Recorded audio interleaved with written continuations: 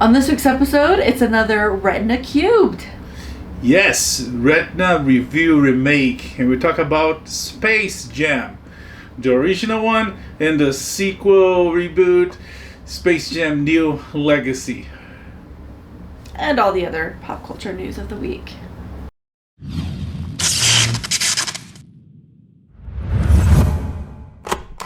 This week, Warner Brothers premiered Space Jam Space Jam New Legacy. That's right, no numbers or anything. Yes. So we decided to do a Retina Review Remake. I think it's a remake review, because we're reviewing the remake. Yes.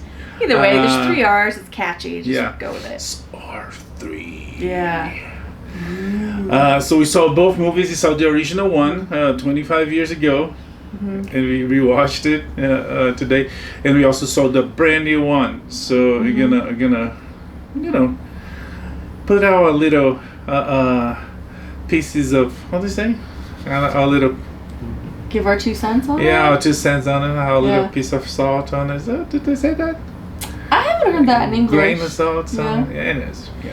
Either way, we're gonna talk about it. Okay, so let's start talking about spoiler alert. Yeah. Even though I'm not gonna spoil much because the story is very, very simple. You can see on the trailer, it's basically the same on both movies with some sort of difference. But in case, for those who don't wanna, have the movie spoiled, it's like, oh, I didn't know LeBron James was on the new one. In case you live under a rock or you live in a hole. Okay, so let's go through the story real quick. The plot is basically the same. It is. It's very simple. So in OG Space Jam, Michael Jordan he's working on his career in baseball. See, there you go, getting irrelevant details. No, it's pretty simple. So we start with Michael Jordan, but in the meantime, in like the Looney Tune world, these aliens have shown up and are like, look, we need you to come be our slaves / attractions at our amusement park, or else. And Bugs Bunny tricks them into letting them play a game of basketball to win their freedom. Because they're really tiny. Yeah, tiny little like worms of aliens. So like, okay, deal. So these tiny little aliens go and they take the talent from some of the greatest basketball players of the time. Charles Barkley, Muggsy Bogues, Patrick Ewing. Is it just the 3? No, there's 5. This is a 5-5. So there's 2 more. I can't remember the other ones. Anyway. You mentioned the ones I remember. Yeah, okay. So they take their talent. It's a whole big scandal. And so the Looney Tunes crew realize that they're outmatched. Their plan has failed. So they go get Michael Jordan. He coaches them, inspires them. There's a whole great sports movie arc. And they win their freedom. Yes. So it's good versus evil. So aliens versus our human heroes. 25 years ago, but the movie has incredible visual effects. They really did, and they held up well. Oh yeah, no, it still works really fine. It's like visuals and sound. It's really good. Yeah, they do like the Who Framed Roger Rabbit thing, like mixing the live action with the 2D animation, and surprisingly well. Like I liked it as a kid, but it still looks good today. It still looks good. Yeah. Also great soundtrack. But anyways, let's go to the plot to the new one. Oh, right. The plot to the new one. We don't have Michael Jordan. We have the guy, the King James, the guy that paid the movie, or the favorite guy of the day. I'm pretty sure he's not the favorite. Anyway, some people hate him.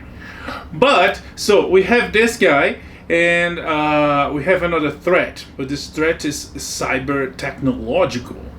It's an algorithm, and his name is Algorithm. Oh. He's an AI algorithm, and he wants to dominate the world. And I mean, his purpose is to spread Warner Brothers content throughout the world.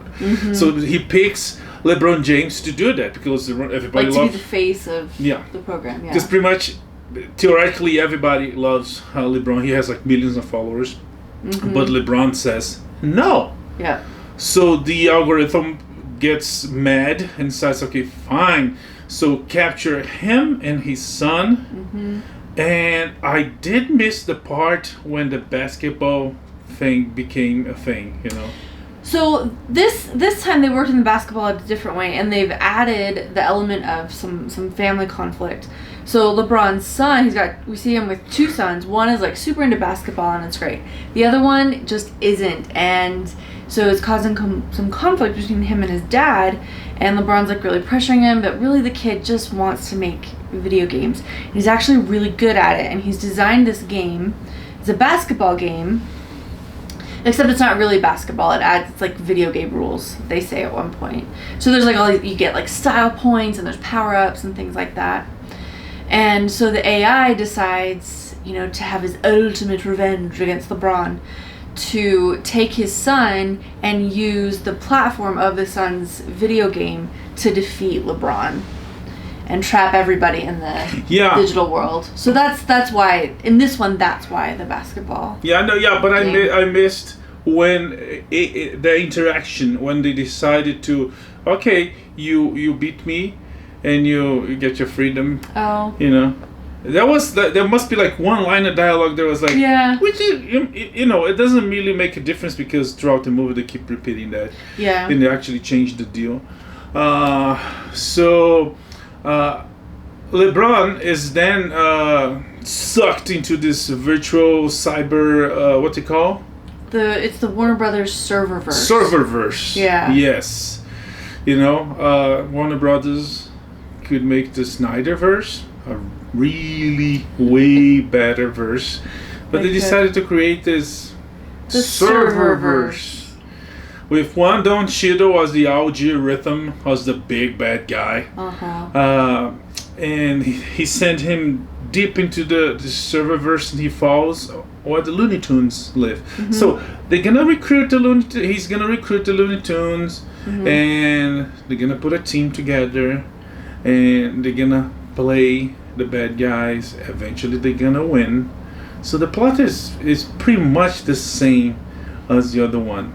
It is. I would say the main difference, well, we've got the AI villain instead of the aliens, but then like the main difference would be the addition of the whole father-son thing. So there's not a lot of changes. There's some tiny little things that change in the plot.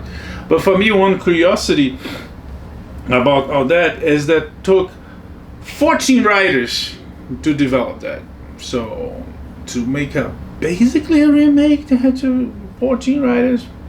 Anyways, another things about the plot is in this one. I can't remember the other one being. I guess there's always sports metaphors and where good versus evil through sports. But in this one, there's something for me, because in this one he has a kid and the kid gets involved in the story, and as soon as the kid gets to the bad guy lure him and seduce him and bring him to his side. And for me that was like straight up out of Hook, Steven Spielberg's Hook. Sure. Captain Hook grabs Peter Pan's kid. It's like, no, you're not a lost boy, you're a pirate, and seduce him and do the Sith way with him, basically make him turn to the dark side. And throughout the whole movie, that happens just like Hook. So it does. Again, 14 people to write a remake. That has a lot of a different movie. So right is probably a strong word for what happened here. Writing is probably a strong word for what happened here. But they did manage to put, it was enjoyable. So nothing terribly original. If anything, there's another major difference between the original and the new one. Besides the fact that in the original you had Michael Jordan, the greatest of all time, and in this one you have LeBron James. But another difference is the other one was simple, It is really simple. I honestly, I don't know, maybe in 25 years from now I might have different feelings for this one, but the other one honestly have more heart, and the soundtrack helps a lot, you know. On the beginning of the first one, or the original one, we have one little kid, Michael Jordan, playing basketball, and comes his father, and they interact, and they say, one day I'm gonna be a great basketball player, I'm gonna go to North Carolina, then I go to the NBA, and when I'm on the top, I'm gonna play baseball just like you, Dad. And the other one used elements of reality, you know.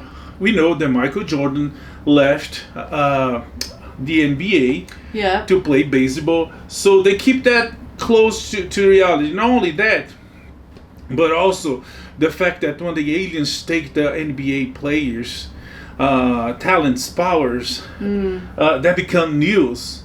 And the other players don't want to go play because, you know, they're going to be affected. So it's like, it plays with, you know, fiction and reality way more than the second one. But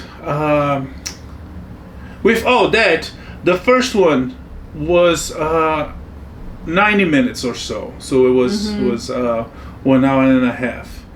When this new one was 2 hours. And there's a reason why the movie is so long. Okay, I was wondering about that. Because typically with the remake, more modern movies, we have like a much faster pace. And this time it was like the opposite. Like the original Space Jam just kind of got to the point. I mean, there wasn't a lot of messing around. It was like, okay, Looney Tunes, aliens, Michael Jordan, basketball, let's go. This one felt like it really dragged. It took us a long time to get to... It felt like it took us a long time to get to the action. And then it just felt like the action just lasted. It just dragged. Yeah, it dragged. And usually it's the opposite. You know, the older movies feel slower. Yeah. And newer movies are faster paced. So that was weird to me. Yeah. And one of the reasons is when LeBron James falls into the serververse. He goes straight to Looney Tunes verse, whatever they call. But we see him flying, and we see all the Warner Brothers properties. And Warner Brothers properties is probably the reason why the third act is... I mean, the entire first act is... You want to talk about that? You talk about that. I'm talking too much. Yeah. No, it's okay. The first act... It's mostly just establishing the family conflict, and they could have done it, I think, in like half the time. But that's probably where like the heart and soul of this film comes from. Yeah, so just establishing, but we see like LeBron at his house and like how insanely wealthy he is, and his family. Oh, his wife is played by Sonequa Martin. I forgot her whole name. Anyway. Harris. I think she looks like a Sonequa Martin Harris. You think so? Yeah. You're funny. Not everybody's gonna get that one. No, that's okay. It was hilarious. I don't, but yeah, so just establishing this conflict between his son, which is quite simply that his son is into video games and his dad is pressuring him to be into basketball, and that's basically it. Yeah. So. But then also, yeah, the whole thing with this. I don't know. That's pretty much the first act. Yeah. No, that's the beginning of the first act. The second half of the first act is when he gets to the thing. Sure. And I mean, and I guess when he arrives, it's basically the second act. And that's the other thing about how the movie was written, produced, edited, is I was like not counting, but when it happened, I checked my watch. It took like 30 minutes or so so we could first see Bugs Bunny. Yeah. And it was like, really? This is a Bugs Bunny movie. It's like, I'm pretty sure. First, the movie is doing great on the box office. It's beating Black Widow. Black Widow could only stay on the top for a week. Second week, boom, it was dethroned by Space Jam: A New Legacy.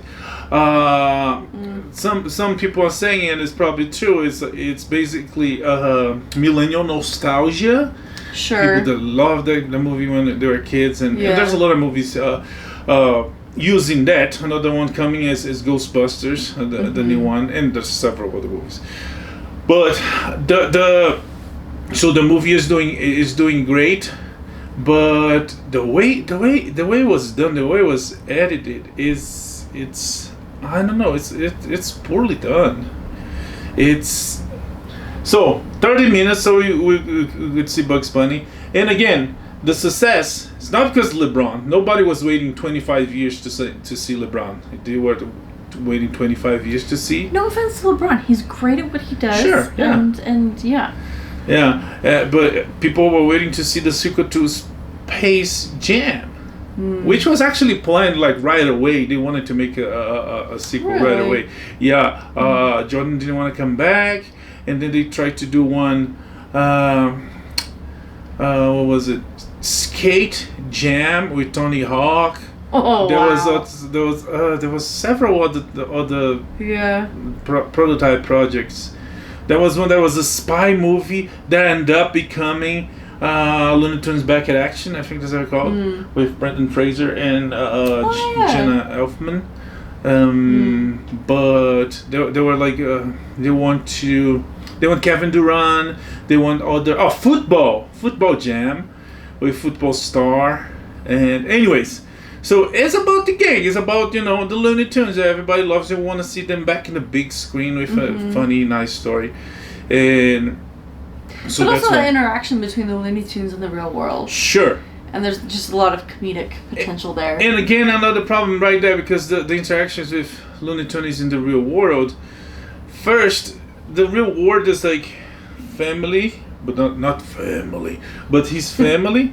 And then he gets in, and once he gets in, it's so deep in the Warner Brothers properties that I don't know, first half, a second act, or even the entire second act is Warner Brothers propaganda. Yeah, and this is like my number one beef with the film. That it really just reads like, Warner Brothers propaganda, Warner Brothers marketing, and there's so many lines and so many like it's not even Easter eggs anymore. It's just they full on say like Warner Brothers is the greatest network. We have the best properties, and they spend so much time. It could only be worse. It could only be worse if they were releasing a streaming service. It's like. And seriously, if they were to like go off of this and say, if LeBron were to at some point say like, oh, it should be great if this was all on a streaming service. Yeah. Like it would have fit right in. So a lot of time was spent on saying, look, we have Game of Thrones and Harry Potter and DC, and it's great. Warner Brothers does have an impressive catalog, but that's not why I came to see Space Jam. At all. Yeah. And then in the third act, and like this, it was like just painful. When they finally get to this basketball game, half of the crowd is people from the real world who've been sucked in and are trapped unless the Toon Squad wins. The other half of the audience are brought in from all the Warner Brothers properties. So, what we're forced to watch for the entirety of this game is a whole bunch of extras in mediocre costumes from all kinds of properties. So, like, a bunch of like the 60s Batman characters, Tim Burton Batman characters, like King Kong. What else was there? King Kong, Iron Giant, Casablanca. There was the Droogs from Orange Clockwork. Pennywise. Game of Thrones. You mentioned I think the characters for Game of Thrones. It really just felt like Space Ghost, the Hercules, Jetsons. Yes. Again, playing the millennium nostalgia, and but also like older people nostalgia. They could see these characters. Hey. But the thing not is, enough to be like, oh, that's cool. After a while, it's just like a weird it was just really poorly executed, and it felt like walking around like Times Square or Hollywood, where there's people in costumes to take pictures with. Definitely. Like that's what it felt like to me. Like seeing Pennywise being like, "Yay, basketball!" Yeah. It didn't work. Yeah. At all, and I feel like it really took away from the plot. Yeah, one I took a lot. Another issue with the new one is that the first one is still really funny, You know, they not only the Looney Tunes, but some stuff that happened to Michael Jordan. Have Wayne Knight, to have Bill Murray, Larry Bird pops up, you know, and they all have like funny moments, and it still works. On this one, it was like some of the stuff like happening when LeBron goes to the Warner universe. It's like, haha, you know. It's not like really funny, you know. It's a surprise. It took 14 people to write, and they couldn't write a joke. I mean, I did full on laugh a few times. Yeah, well. And something that I did like about this one was at one point when LeBron gets to the Looney Tunes world, he becomes animated. Which I thought was a really nice way to deal with this kind of situation where your star isn't actually an actor, and that there were some good moments there. Like he lands on the Looney Tunes world and he stands up and his hair is backwards, so he has to like flip his beard and his hair. So like silly things like that. Yeah. That they did do well. Yeah, and it was clever, but again it comes out straight out of the reality. So the connection with the reality is like at the end of the movie, everybody is sucked in. It feels like I don't know, when the other one was like throughout the entire movie, and even at the end when the players get their powers back, Michael Jordan goes there with the ball, you know. But what else? I don't know. I think that's about it. It was fun. I enjoyed it. Maybe watching both back to back was a little bit much, but the original is such a classic. I'm not sure this one has what it takes to be a classic. Like, I don't know if 25 years from now little kids are gonna, or if the kids watching it today are gonna feel like all warm and fuzzy about this 25 years from now. Does that make sense? Yeah. Yeah, it's crowded. I think it's long, and I didn't think it was that funny. But what else? There was this whole controversy about Lola. I don't remember the details. But for me, the issue with Lola is that they changed the voice. They had the original voice completely recorded. They recorded the whole thing. Something I forgot her last name. For reasons unknown. I don't know if it was a really good agent or really, you know, sneaky decision from some suit. They changed. They called Zendaya to revoice the character, which she has her talents, but I don't think it worked.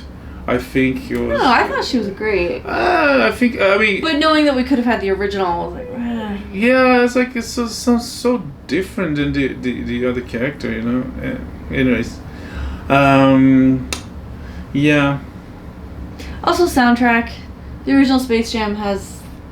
Oh yeah. It has some, like, definitely very dated, but like time hits. They still play if you go to an NBA game anywhere in the country. They're still gonna play those songs, some of those songs. And this one, there were nothing like that stood out to me. Yeah. So overall fun, but I don't think like an enduring classic. Yeah. It's we did see some people that we were expecting to see. We like Fluffy. He did Speedy Gonzalez. Yeah. It was like pretty quick. It was not like it's so many characters. Yeah, you know? there's a lot to work in. Michael Jordan does show up. Yes. But it's Michael B. Jordan. Yeah. The funny moment. Funny that little was gag. funny. That was funny. That and the Willie Coyote on Mad Max. Yes. And that's right. The Mad Max universe. Yeah. Yeah. Why the Coyote's there with like the spray paint witness. Yeah. But the title is other thing. There's like a new legacy. Is it gonna take planning to do more? I hope not. I don't think it's strong enough for that. It was definitely not. But in order to use the whole power of Warner Brothers, they might go, Space Jam, but now to go for Game of Thrones. I don't know. It's like with the 14 writers that wrote this mediocre Lee. Yeah.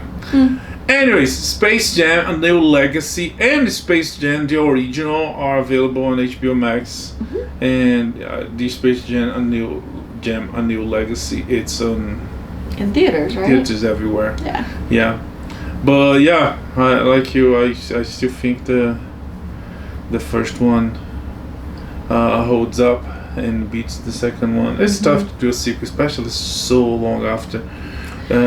It is in a reboot kind of way, because this is basically the same, but you know, and I don't know, maybe the other idea, maybe jet ski jam. That was in the skate jam. Yeah, going to a different sport. Yeah. Yeah, that would have been a good way to make it different enough. They have the team, so. Just let's gonna learn some new sport, and you know, the aliens keep coming back. I don't know. Yeah. Okay, so that was our Retina Remake review. If you wanna go see Space Jam: A New Legacy on the movies or on TV, yeah, watch it. It's enjoyable. It feels long. It does. At least it's family friendly, and that may be a reason that it's doing better in the box office. Like Black Widow isn't really one that you can take the whole family to. Wasn't it? It wasn't PG-13. Yeah, but that's not necessarily for the whole family. But this is PG, right? Yeah, this is PG. Okay. So this is when you can. It's summer. Everybody can go see this one. Whereas Black Widow, like, I would not take our girls to see that. Yeah, especially the beginning. It's, too dark, too heavy. So there is that. Yeah. In its favor. All right, so there you go. 2 Space Jams. We also last week, the season finale for Loki. Yeah, it was Friday. Yeah, it was Friday. It was this week. Anyway. No, Wednesday. It's Wednesday. It's not Friday. I don't know when things happen. They do. Yeah, Disney decided to do from now on to do Wednesdays. Which I don't know what they gain with, because it actually kind of screw the weekend viewer, because if they release on Wednesday, like 2 days there's to get it spoiled. Yeah, 3 days. Wednesday, Thursday. Oh yeah. If you want to see Friday night, it's like 3 days. If you see Saturday, that's 4 days. And yeah. Either way. But after Loki, they decided they're gonna do more on Wednesdays. Okay. Well, whenever they do it, it all wrapped up, and I thought it was a pretty solid season finale. Overall, I liked the show more than I thought I would. Yeah, it was very different than the trailer. I think we talked about that, and it was fun. It was interesting. It deals with some. I think it's a little bit. I don't want to say pretentious, but in some ways, they using the show. And they did with WandaVision too, but WandaVision, and that's why it disappointed a lot of people, because people were like thinking on the grand scheme of things, you know, Mephisto did it, and it was actually something very small. It was like on that small part of the universe in that town. Everything was there. Everything was going on was caused, happened, and was solved there. Yeah. So for that, I think it's more interesting, since you're not gonna amplify things to a way that, you know, you're gonna have Avengers popping up or the Fantastic Four, like a lot of people thought it would happen in a couple episodes. And Loki, they do the opposite. They go to this like great universal plot. Yeah. With a timeline as an issue, and the possibility of different timelines or different multiverse, and they go through that. They fail to define other, or pick one. They keep exchanging timeline and multiverses as two different things. As in the beginning it wasn't, and at the end it's even more complex, because he starts talking about different universes, and then he starts talking about different timelines. Yeah. So there's this issue. But so considering all that, it opens, and there's news about Kevin Feige, and the Marvel Executive Studios, talking about how they're gonna, the rules of the multiverse and the rules of all of that, and it kind of uses the show in like opening doors, like multiple doors for something bigger, which is kind of cheap in a sense that they're gonna. I mean, if they had a plan, if they told me they had a plan for 3 seasons in this, but it feels like it's right as you go. Like the MCU is, and like comic books are a lot of times. Mm-hmm. So because of that, it takes a little bit, but not a lot. I still liked it. I still enjoyed it. Yeah. And the main thing of the show was Loki and his female counterpart, that is Loki as well, but goes by Sylvie. She likes to go by Sylvie. Mm-hmm. And yeah, it was fun. I wish they would stop trying to like explain and make hard and fast rules for this whole multiverse, multiple timeline things, because it just doesn't work, and you set yourself up for so much trouble. And I think it's just better to say like, oh, there's a multiverse, whatever, there's different timelines, whatever. And they were doing that. They do that. They tease the idea on Spider-Man. What's the second one called? Far From Home? No. That's the third one, right? The Far From Home, yeah. The new one is No Way Home. So they tease that. Yeah. The villain says, I'm from a different universe. Which is actually a theory that some quantum physicists they theorize about it in reality. Right? Yeah. So when he comes and says that, it's not like this world. Mm-hmm. If you read a little bit, if you know a little bit, you might know that there might be a possibility that there'll be different universes where the different versions of us and Infinite Earthers and etc. Did that, and Marvel did that like a long time ago. And keep doing it in different ways. Anyways, so that was teased with what's his name? Mysterio on Spider-Man. Yeah. There was also on Endgame. Endgame. Infinity War. Doctor Strange tells that's Tony, right. I saw 14 million possibilities. Mm-hmm. Which there he mentioned because he has the time. Time stone. Yeah. So he mentions his timeline. Mm-hmm. So, but then there's the new Doctor Strange movie that will be called Doctor Strange: The Multiverse of Madness. Yeah. Which right out of the gate for me is gonna be like, how this gonna happen? He doesn't have a stone, does he? I don't know, and this is where because they said their efforts to like explain and make rules just got them into stupid trouble.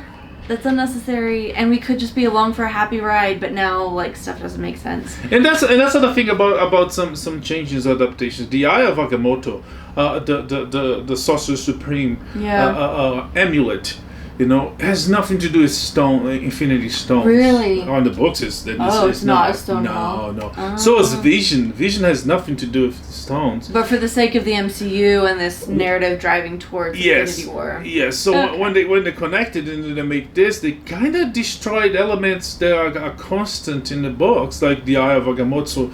Doctor Strange not gonna have the Eye of Agamotto, or now he has a different time Or did stone. he put it all back? Like, isn't that what Cap did? He had to go back and put everything back? So the threat of Infinity Stones is still there. I guess. Okay.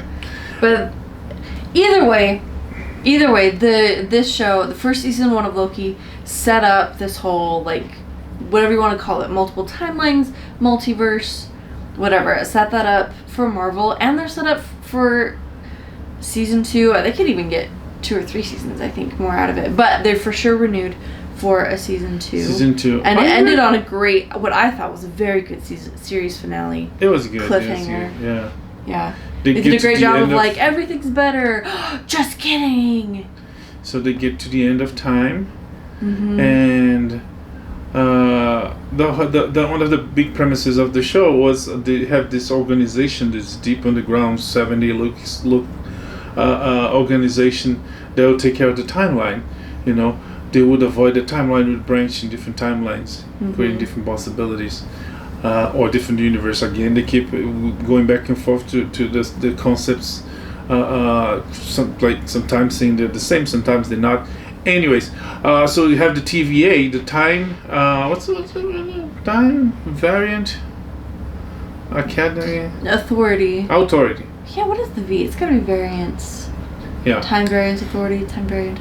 Whatever. Yeah. So they protect the sacred timeline. Yes, and they have the cosmic beings that take care of it, and nobody sees them. So very few people.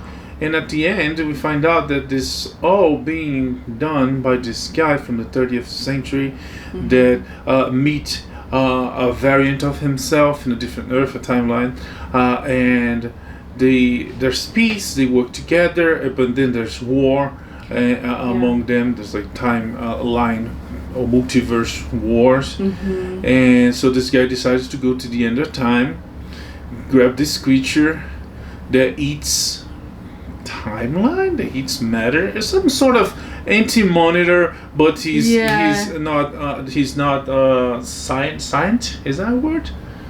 He's not. He doesn't think. Not sentient. Not sentient. Yeah. He's a beast. So he goes to the end of time. Uses this beast's powers to devour timeline, to devour matter. And whatever he doesn't agree on the timeline, to keep the timeline safe, he sends there and is ate and erased. Yeah, the idea being that when there were multiple timelines, they were at war with each other, so in order to keep the peace, there can only be one. It's very Darth Vader, Anakin Skywalker of him. Yeah. So in order to have peace and order, everything has to be done my way. Hence the TVA pruning, taking care of variants, right? Trying to keep these branches from coming off the timeline. That's a visual I thought was interesting. Like, at the end of time, when they finally meet this guy, they do literally see it. Like, it's not just a concept or a metaphor. You can actually see the timeline, and you can see these branches coming off of it. Yeah. Once he's killed, once he dies, yes. And Sylvie kills him because Sylvie is a variant, and she's like, "Hey, I have the right to live, you know. Yeah. Who gave you the authority to, decide what's wrong or what's right?" Yeah. And then she kills him, kicks Loki away, and then start branching new timelines. And for me, the best thing was when she stabbed him in the chest. He tells her, "I see you soon." Yeah, that was a good line. And but by all the elements, we know this guy's gonna be Kang the Conqueror, a classic Marvel Comics villain, and we got. There was a lot of theories about that, especially when the MCU started dealing with time travel, and we finally saw him. This is not specifically Kang because he's like, I'm known by many names. I'm the one who remains. I'm Conqueror, which is a subtitle or a title for Kang. So he might not be Kang because he's dead, but one of his variants on the different branches of timelines might be Kang and might be one of the big bad guys that will come to I don't know, to threat, if not the MCU, at least the Loki part of the MCU. Yeah. I read somewhere that Sylvie might not come back. I don't know how or why would they do that. Well, I mean, she completed her arc, right? Well, now that Her whole she's free, thing- she's gonna stay there? I don't know. Or I guess go she somewhere can't go- else, or just be done with the TVA, be done with all of that, and just go live her life. Because honestly, before the show started, I thought they would do like, old broadcast TVs do. They had Highlander show. So Connor McLeod, one Christopher Lambert shows up, and he passed the torch to the guy that's gonna, the new actor, gonna be, the new Highlander, and the show's gonna be his. He might come back or not. And Marvel did that with Agents of S.H.I.E.L.D., right? Sure. Nick Fury is there for a couple episodes. Kobe Smolder is there for a couple episodes. Sif is there for Jamie Alexander is there for a couple episodes. But they leave and just like, it's this new team. This is your show. You do what you do. You don't come to the movies. The movies will not come to you. I thought they would do that with Sylvie, but no. Tom Hiddleston was there all the time. Yeah, and he has said that he will never stop playing Loki. Like, he's in it. As long as there's a Loki, he's happy to play the role. Yeah. So they don't need. They can stick with him. Yeah. No, I know. But So- I mean, I thought there was a way to, since they're gonna bring the Loki girl, but actually they bring the Loki girl to be a love interesting. That was interesting.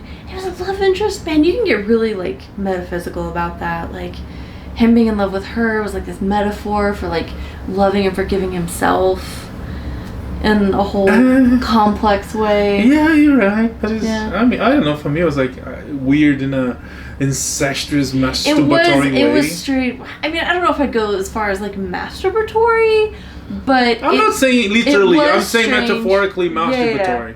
Yeah, I don't think even metaphorically. I don't know if I'd go that far, but I did not like that they actually kissed in the finale. I think For that some should have been people- left as a mystery box, and I Yeah. felt like it was a very Mm. Marvel like. Let's give the fans exactly what they Exactly. want and make them all happy. Yeah, I'm Even pretty though sure a it's lot very of people superficial. loved it. It's like, oh, Loki is happy. He's still a bad guy. The whole thing takes place after the Battle of New York, where they don't say how many, but people died. He's a complex and nuanced bad guy, but a bad guy nonetheless. And now at this, I mean, maybe there's some growth here, but anyway. Yeah. So Loki, it was a fun ride. There's a new Yeah. season coming, and yeah, it opens the possibilities down for for a it. lot in the Marvel universe. You know, branches, timeline branches. Yeah. Oh, we would be remiss to move on from this episode without talking about Richard Grant.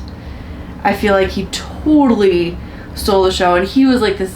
The version of Loki that he played was a Loki that does actually become a good guy. Like we get to see different versions of. A good guy? Yeah, more like he closes himself from the world and, you know. Yeah, because he realizes he's like, everything I do, I'm just causing death and misery and pain, and I need to stop that. So he goes and he cuts himself off from the world, and then the TVA finds him, and he ends up there at the end of time, and then in order to save all of time and to save these other Lokis, he sacrifices himself. Yeah. Willingly, voluntarily. I thought it was a great projection of this different a Loki variant, and he really pulled off the classic comic book Loki costume, and he wore something goofy and still delivered a really moving performance. Just hats off to him. Yeah, Well it was done. really good. Yeah. Yeah. Other fun fact about Loki, there's a Throg, the Thor Frog, Yes. and he was voiced by Chris Hemsworth himself. Waste. Yeah. Yeah. Well, Loki's available on Disney Plus Uh-huh. for you to see the entire season, and Yes. the possibilities of the And season MCU 2 is are coming. increased and open. You know, mutants, Fantastic Four, all the galaxies, all the timelines, Yep. multiverses, all the things that shall not be named because they keep naming the same thing, different things, and different things the same thing. Yeah. Anyways. Anyway, let's talk about the Emmys. The actual award ceremony is not until September, but we just got the nominations. Yeah, there's some interesting names there. Yeah, a lot of love for some of what we anticipated. Queen's Gambit, The Crown, Handmaid's Tale, Lovecraft Country, but especially Ted Lasso. It's a great show. I love it. Did not anticipate this much love from. Ted Lasso award is a comedy that's borderline comedy, and Sure. I guess that's very popular among people. Some people like to laugh, but not to laugh so much that you're gonna feel bad for laughing. You know, because comedy has a lot of that. You get a laugh for something that some might consider racist or homophobe or it's genderist or But I think there's more to it than that. I think it's And like there's Ted comedies. Lasso has substance to it. I mean, you mentioned the other day the plot is basically the plot of Major League. It was. It starts out, but then very quickly it goes a lot deeper, and there's the substance is the only word I can think of right now. Anything is very it has soapy. depth. It's very soapy, He moves to the UK. He has his relationship with his family. The family is falling apart, and then we have the major one of the players, the older guy. He's getting too old for the sport, and he's being replaced by the Star, and the Star has a girlfriend that leaves him because he's a jerk and goes to the older guy. It's very soapy, actually. I don't know. I feel like CW shows are soapy. This is done, like, there's definitely drama. Yeah. But I feel like it's delivered in, like, kind of a convincing way. Like, it has heart. I'm not saying it's bad. I'm not saying it's bad. I'm just saying that putting that all together, it has way less comedy than sure dramatic drama elements. Yeah. Yeah. I would say overall, well, okay, so The Flight Attendant, Kaylee Cuoco got a comedy nomination. Okay. And I feel like Flight Attendant should have been drama, like straight up. This is a movie about... It's a thriller. It's more dramatic than comedy. It is, because like at the heart of this is this like woman coming to grips with the fact that her alcoholic father made her an alcoholic, and she felt responsible for his death. Like, this is not funny. And how she starts is she has sex with a passenger, and she wakes up and he's dead. He's not just dead, brutally murdered. Like, this is not, like, there's a couple funny moments. And she talks to her like, ghost, to his ghost. Yeah. Oh, that's drama. That's drama. Yeah. I feel like Ted Lasso belongs as a comedy. I don't have beef with that. Wait, it wasn't Ted Lasso? Isn't it? I don't know. You say it. I'll double check it. I'm pretty sure. It is. Anyway. A couple of things about the Emmys is like, because of COVID and because Hollywood gonna double down on glorifying themselves and giving awards and stuff. The categories have way more nominated pieces, movies and TVs. It's like way more than usual. Yes. Yes. What else? Keep saying. I have other things that I can't remember. Yeah, those were really the big things that I took from it. Lovecraft County. Lovecraft. Lovecraft. Lovecraft.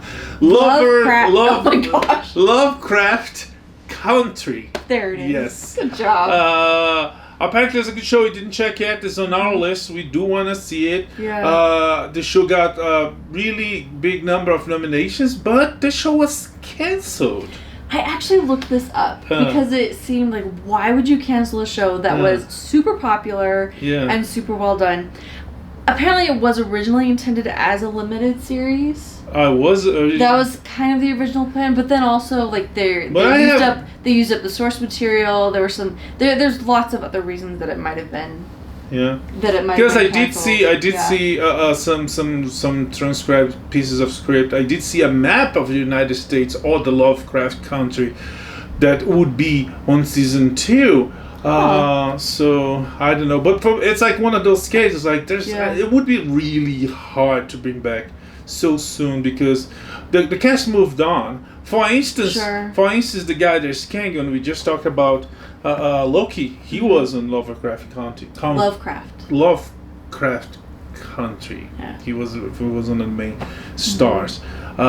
So yeah, what else do we have about the Emmys? Yeah, Mandalorian got a nomination. A couple of nominations. WandaVision got nominations for limited series, which would be we were talking, which would be like fun if they come up with a second season. It's like oops. They really shouldn't. They really shouldn't.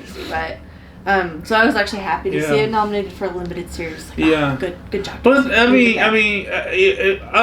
WandaVision as how WandaVision was, because WandaVision is not like Wanda and Vision. It's a play on television. Yeah. And there was this whole part of the plot.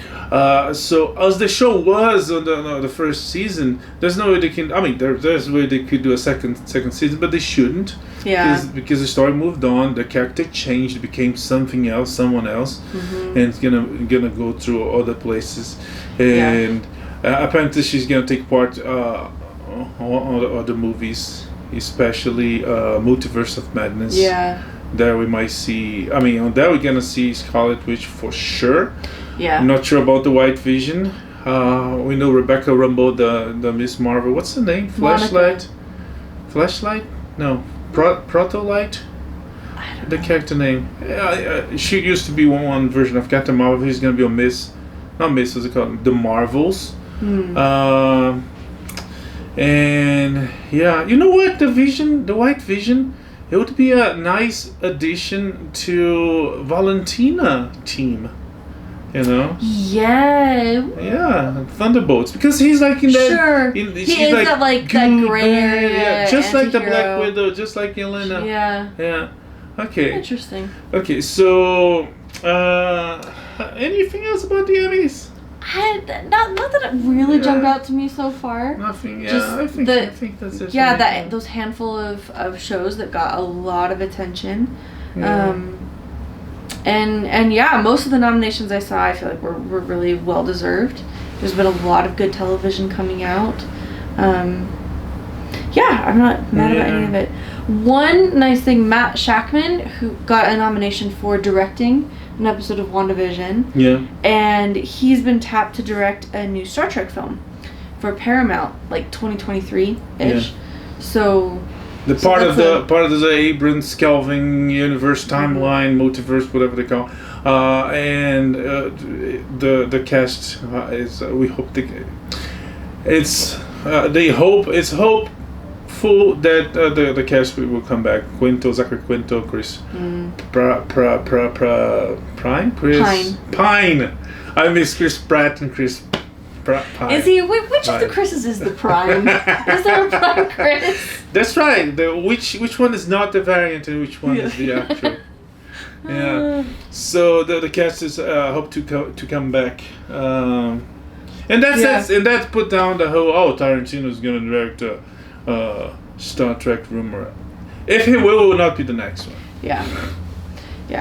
All right. Anything else about the Emmys? About the Emmys, I'm trying to think anything crazy, surpriseful, but the best actor category looks good. You know, we had Carl Urban for The Boys. Oh, that's right, The Boys. We have help me out. Paul Bettany, I think, was a minute. Yeah. Oh, now I can't remember if I'm mixing comedy, musical. That is a tricky thing. And drama. Yeah. But it has like a really, really good selection and really, really good power. There is. Yeah. Yeah, a lot of like.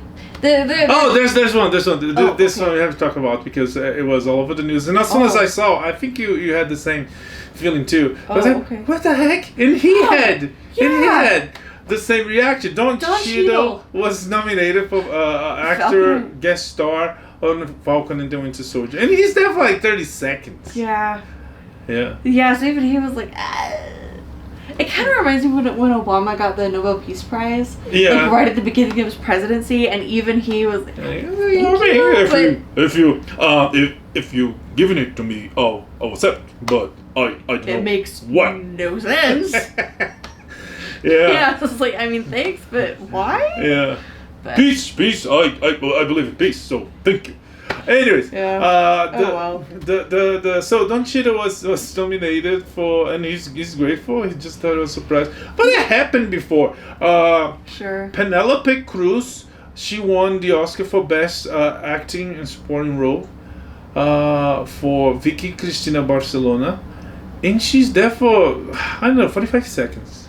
It's an amazing. It's one scene.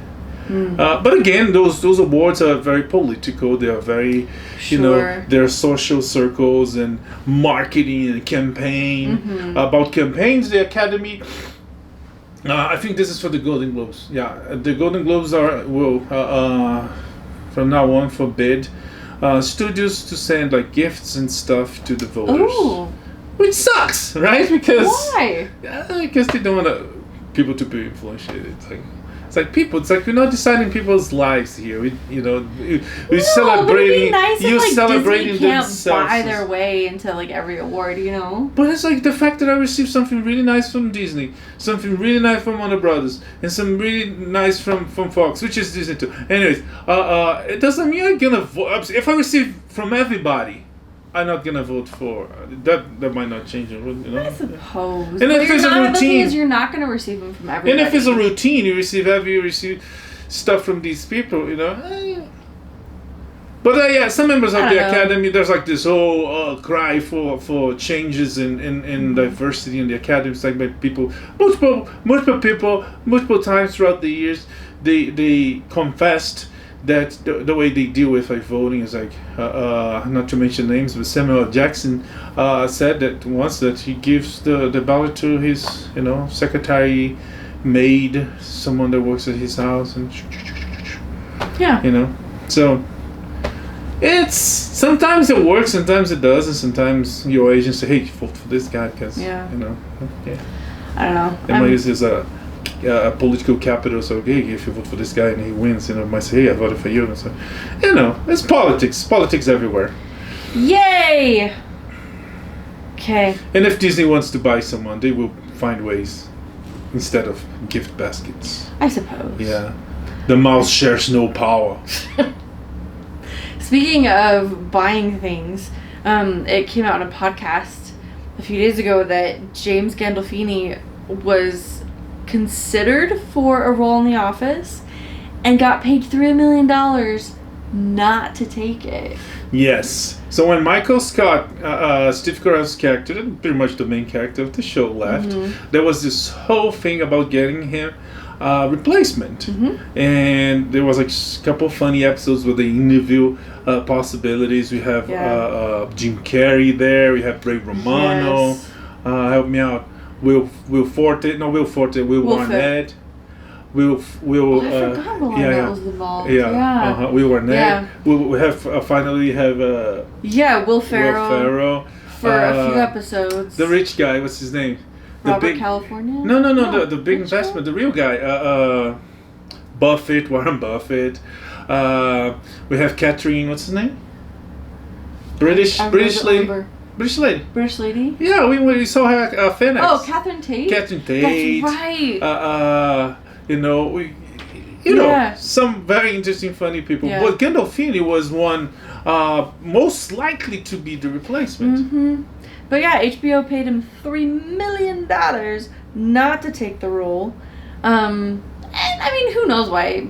There's a couple ideas. First, there was a new project underway that he was supposed to be involved in, and unfortunately he passed away before that all came to fruition. So there was that. But then also I think they just didn't want Tony Soprano to be a comedian. Anyways, if anything, the show wouldn't last long after Carell left. And it's historically happens, when the main star of a show leaves, the show doesn't last long. I think the average is 1.5, because some shows do one, some shows do 2 seasons. It's rare one show that do more than that.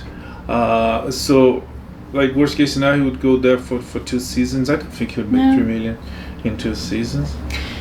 Maybe he would. Either way, a no-brainer. It's like $3 million for you to not to go to work. Alrighty then. Yeah. Yeah. Honestly, I feel like The Office handled that better than most shows do. Yeah. They did a good job. They did. There was it was very funny. The whole transition was just like hilarious. Like, what the heck is even happening? And they did a good job of shifting from Michael Scott to Jim and Dwight and Jim and Pam and kind of shifting to those different character arcs. Yeah. But Michael Scott character evolved and left, and then they finished the show evolving Jim and Pam, and Dwight and Angela, and several others in small ways. Everybody changed. That's why it was so successful. Like, they had such solid. There's so many solid and interesting characters that you could lose one and still have enough reasons to stick around and watch the show. It didn't get the spin-off. They planned the spin-off for Dwight. It would be The Farm. Yeah. But it didn't happen. It didn't work. So maybe freezing. And there's talks. There's a lot of talks last year or so. But with COVID, the talks went down. But there's a lot of talks that they're gonna do a revival soon, especially if Peacock wants new material. Sure. They want to capitalize on the success of The Office. That is a success and all over the board. Netflix and Peacock, whatever it is. Yeah. Well, speaking of revivals, we've got some more news about the Dexter revival? Yes, revival reboot. I'm not sure. Is a revival? That's what they call new seasons. They call revival. Yeah, that's probably what this is. Yeah. Either way, it looks like Dexter's sister's coming back. Jennifer Carpenter. You know what? I just realized. And John Lithgow. Oh. Who also got an Emmy nomination. Oh, you know what? It could be so cool. I just had this idea. Yeah. If you write it, you can use it. I'm not going to charge you. I might mention my name in the credits. We should start charging. 'Cause let's be honest, we have a lot of good ideas that have solved many writing But problems. you know what? Who is the most interactions that Dexter has in the original show? With, like, the most interactions? Yeah. Well, like his sister, right? His father. Dead father. Oh, yes. So he could have interactions with Trinity. There was a tease that he could be his father, right?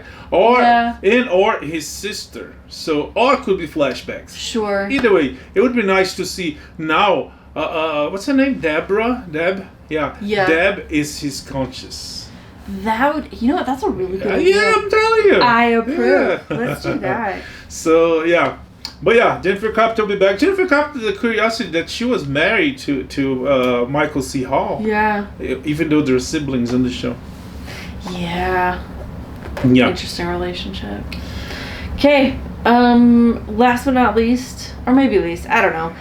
Cursed was canceled. Yeah, Netflix canceled another one. Another one by Dust Cursed, the fantasy Knights, Dungeons and Dragons show. There's Arthurian. Huh? Nimue, the main character. It's kind of an Arthur prequel, if I understood the synopsis. Yeah. Okay. Nimue is the Lady of the Lake / wizard. She's a sorceress who kind of. Yeah. Portrayed by the girl that killed herself 3 times. What? 6 times. Yeah, she was the star of that show, 13 Reasons Why. About suicide. She's the girl that killed herself. It's on tapes to everybody. So, hey. Anyways. So yeah, Netflix canceled that other one. And talking about cancellation and ending things, it's time for us to end this episode. But we see you next week with more news and pop culture and movies and all that other good stuff. Yeah, and next week we're gonna see Snake Eyes. Snake Eyes, G.I. Joe Origin. It looked good. It does. The trailer looks fantastic. Looks good. I'm more excited about that than the Shang-Chi, because Shang-Chi is a MCU property, is a Marvel property, and they feel the obligation to connect, you know.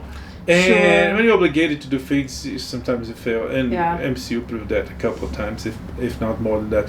But Snake Eyes excites me, and yeah, let's see some ninja action. Yeah, it looks good. Yeah. But in the meantime, live long and prosper. May the force be with you. Bye. Bye.